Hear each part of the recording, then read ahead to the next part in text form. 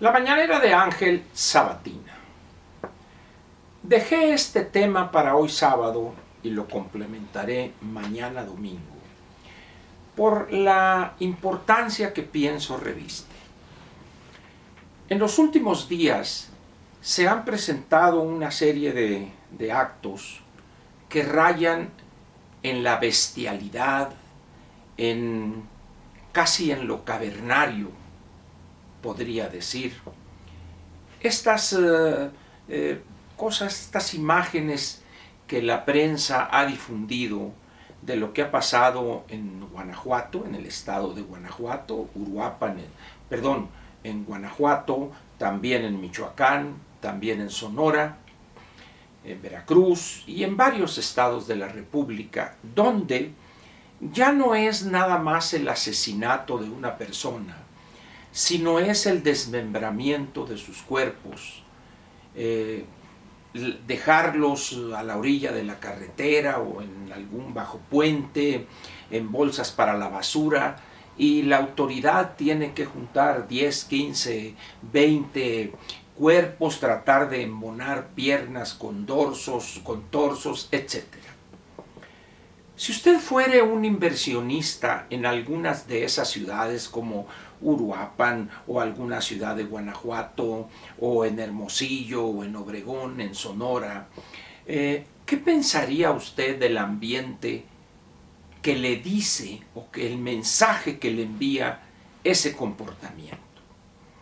De repente aparece en las redes sociales, en el Twitter específicamente, unos segundos del asesinato donde un sicario, una persona, se acerca a un gabinete, como se le llama a estas mesas en los restaurantes, un gabinete, donde se ve que desenfunda una pistola y le da un balazo en la cabeza al comensal, que está con dos señoras, con dos mujeres, y luego todavía al metro le da otro balazo. Yo no sé, la persona que subió estas imágenes, este segmento de video, qué piensa de la acción. Y lo señalo con cierta tristeza porque el titular de ese espacio es una persona a la que aprecio, es Paco Sea, con el cual he trabajado durante más de 10 años y realmente no sé qué pensaba Paco al subir ese video a su página. Pero en fin, le decía pues, o le preguntaba, ¿qué pensaría usted si su empresa le pidiera un reporte sobre este nivel de violencia cavernaria, irracional en grado extremo, que estarían sufriendo los habitantes de esta o de aquella ciudad, donde esta empresa tiene alguna planta o alguna inversión para ensamblar esto o lo otro?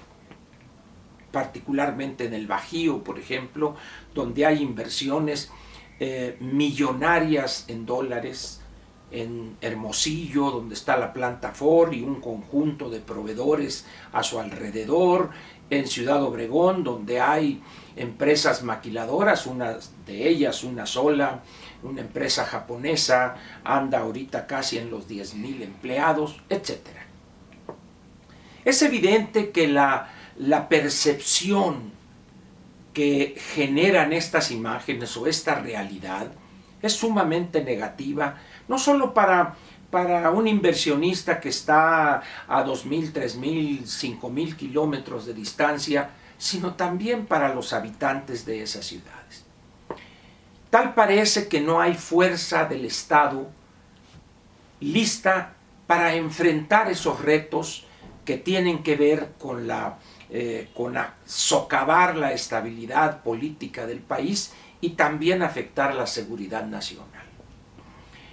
Vemos en las mañaneras al secretario de la Defensa en una imagen que yo jamás recuerdo haber visto un secretario de la Defensa caminar con muletas ahí, con algún, no sé si no es yeso, alguna protección ahí, y ahí va mi general secretario riéndose, orondo con sus muletas. Y dice uno, ¿Será acaso la imagen esa de las Fuerzas Armadas donde su comandante, no el comandante supremo de las Fuerzas Armadas, sino el comandante de las Fuerzas Armadas, en este caso el general Sandoval, si no estoy equivocado, y dice uno, no se habrán atrevido ellos, tanto él como el almirante, el secretario de la Marina Armada de México, a decirle al presidente de la República: señor, esto está rebasando o ha rebasado ya todo nivel en lo que se refiere a la violencia sin control en este país. Todo parece indicar que no se atreven. Les faltan, aquí sí, como diría otra vez, cito a mi amigo Paco Sea, parece que les faltan cataplines. Usted entenderá la figura poética y anatómica de esta expresión. A cambio de eso, de lo que está padeciendo, de lo que están padeciendo amplias regiones del país, tenemos la posición de López. Él, en esa visión, decir idílica sería hacerle un favor, en esa visión casi estúpida de la gobernación, cuando dice, no obstante esas muestras de violencia acá en Guanajuato, en Michoacán, en esto, en lo otro, pero yo voy a seguir con la estrategia de atacar las causas. Y él entiende por causas de ese nivel de bestialidad, de esa violencia irracional en extremo, la pobreza. El único problema es que en tanto no modifiquemos de raíz el andamiaje jurídico que regula las actividades económicas, por más dinero que le metamos nosotros a los pobres, a los miserables, entre los más miserables en el campo mexicano, no vamos a abatir la pobreza.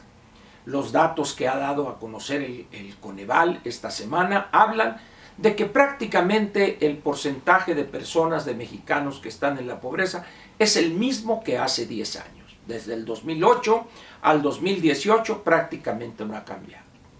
Yo le preguntaría con respeto a López, para que no se molesten algunos de sus babeantes seguidores, al presidente López.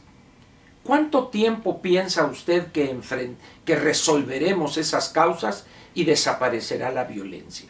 Tomando en cuenta que él, en una famosa y célebre entrevista con Ciro Gómez Leiva en Imagen Televisión, a partir del 1 de diciembre, Ciro, se va a acabar la violencia.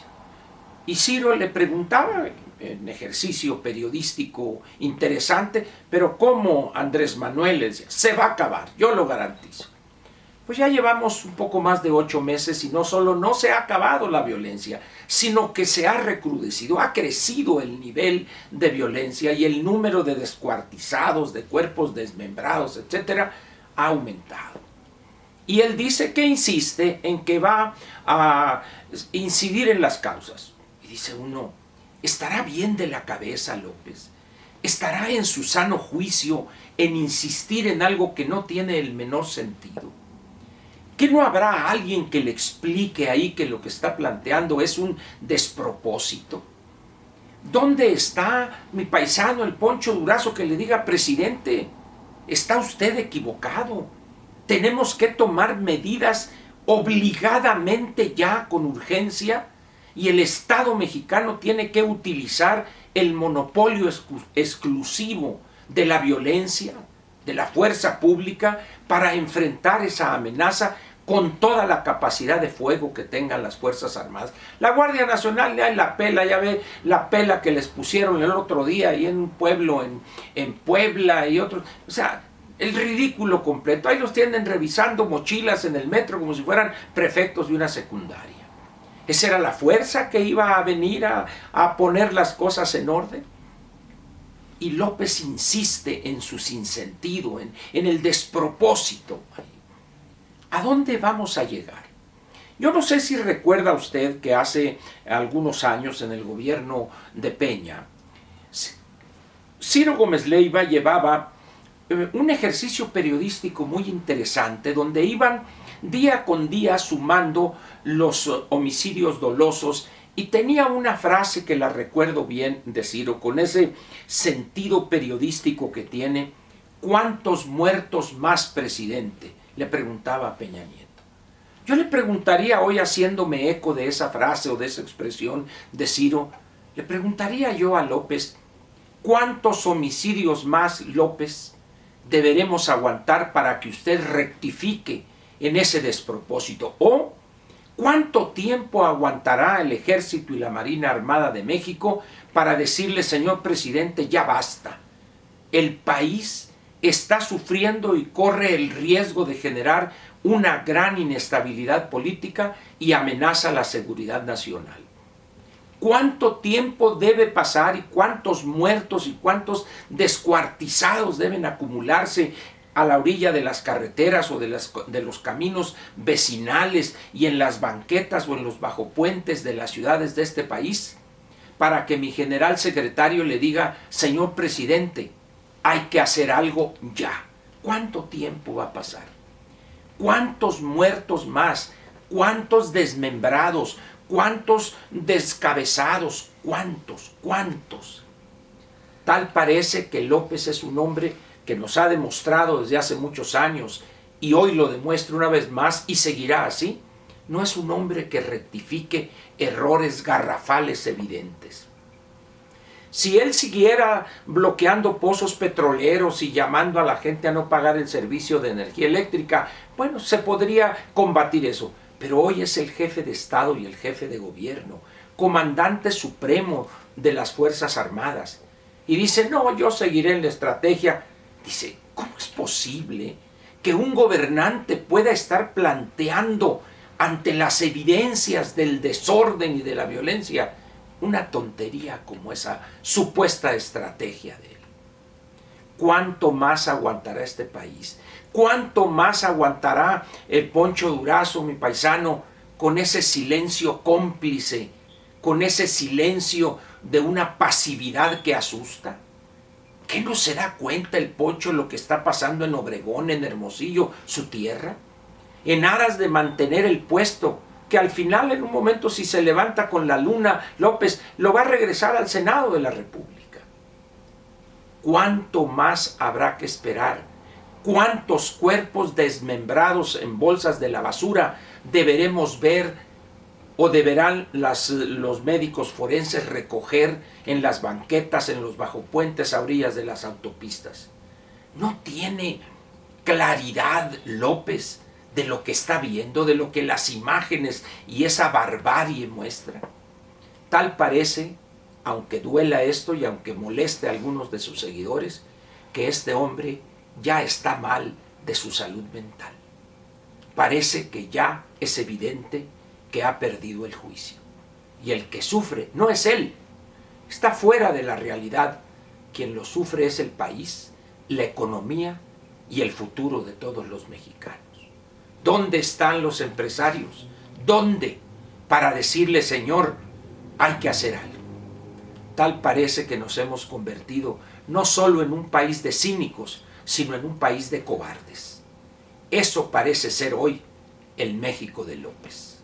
Gracias, lo espero mañana para terminar con este tema en la dominical, en la mañanera de Ángel dominical. Gracias.